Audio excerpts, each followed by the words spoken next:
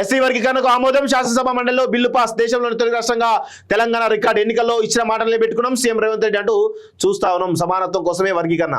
పాపం ఈయననేమో అసలు మందకృష్ణ మాదిగకు క్రెడిట్ రాకుండా చాలా పెద్ద ప్రయత్నం చేస్తాడు దామోదర నరసింహ. మందకృష్ణ మాదిగకు క్రెడిట్ రాకుండా చాలా పెద్ద ఎత్తున ప్రయత్నం చేస్తా ఉన్నాడు. కనీసం ఎస్సీ వర్గీకరణ అనే అంశం పైన 30 సంవత్సరాలు కొనియాడుతుంటే ఈయనే అసెంబ్లీలో కనీసం మందకృష్ణ మాదిగ పేరు కూడా ప్రస్తావించలేదు. ఎంత దుర్మార్గం అండి. ఈయననేమో దళిత దొర. ఈయన దళితుడు కాదు వాస్తవం చెప్పాలంటే, దళిత దొర ఆయనే. కనీసం మందకృష్ణ మాదిగ పేరు చెప్పాలి కదా, ప్రస్తావించాలి కదా, ఒక మాట చెప్పాలి కదా, చెప్పలేదు. ఎంత భావదారిద్రులు ఉన్నారో చూడండి వీళ్ళు. క్రెడిట్ ఇచ్చుకుంటే ఏమవుతుంది? ఆయన చేసినట్టు పోరాటం వల్ల నీలాంటి చాలామంది కూడా అవకాశాలు వచ్చినాయి. ఈరోజు నువ్వు ఈ స్థాయిలో ఉన్నావంటే దానికి కారణం మందకృష్ణ మాదిగ లాంటి వాళ్ళు పెట్టినటువంటి ఒక భిక్ష అని చెప్పొచ్చు. మందకృష్ణ మాదిగ వాళ్ళు లేకుంటే మీ బతుకులు ఎక్కడ ఉంటాయి దామోదర్ గారు?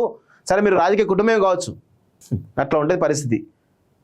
మీరేమో దళిత కార్డు వాడుకుంటారు, కానీ మీ ఫ్యామిలీలో ఉన్న వాళ్ళేమో మొత్తం వాళ్ళు రెడ్డిల పేర్లు పెట్టుకొని అది చేస్తూ ఉంటారు. మీ భార్య ఎవరు, మీ సతీమణి ఎవరు, మీ బిడ్డలు ఎవరు, వాళ్ళు ఎవరికి ఇస్తూ ఉన్నారు? ఇప్పుడు వివేక్ ఉన్నాడు, వివేక్ సతీమణి బ్రాహ్మిన్, వివేక్ వాళ్ళ కొడుకు ఎస్సీ అని పెట్టుకున్నాడు, వాళ్ళ సతీమణి బ్రాహ్మిన్. ఇట్లా మొత్తం వాళ్ళందరూ బ్రాహ్మిన్స్ని చేసుకుంటారు. వీళ్ళేమో మాలకు సంబంధించిన సమాజ వర్గం, వాళ్ళు చేసుకునేదేమో బ్రాహ్మిన్ సంబంధించిన సమాజ వర్గాలు. ఇప్పుడు ఈయన ఉన్న దామోదర నరసింహ ఏమో దళిత్ అని చెప్పుకుంటాడు.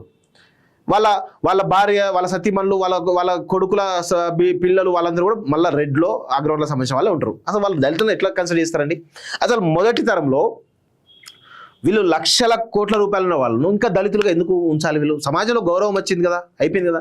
సో వీళ్ళు ఇంకా దళితుల పేరిట ఈరోజు వివేక్ వాళ్ళ అన్న, వివేక్ వాళ్ళ కొడుకు, వీళ్ళందరూ కూడా ఈ దళిత అనేటువంటి రిజర్వేషన్ ఉపయోగించుకొని 1,00,000 కోట్ల రూపాయలు సంపాదించారు. సమాజంలో గౌరవం వచ్చింది, ఇప్పుడు పదవులు పొందుతూ ఉన్నారు.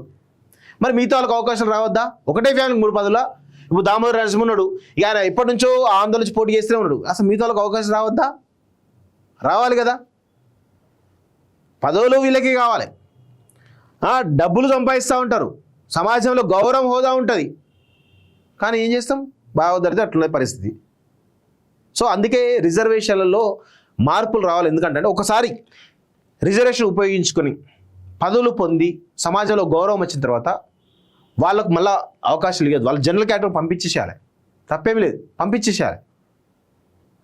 అది లేకపోవడం వల్ల దళితుల్లో నిజమైనటువంటి లబ్ధిదారులు ఎవరైతే ఉన్నారో, వెనుకబడినటువంటి వాళ్ళు ఎవరైతే ఉన్నారో వాళ్ళకి ఇంకా అవకాశం వస్తారు.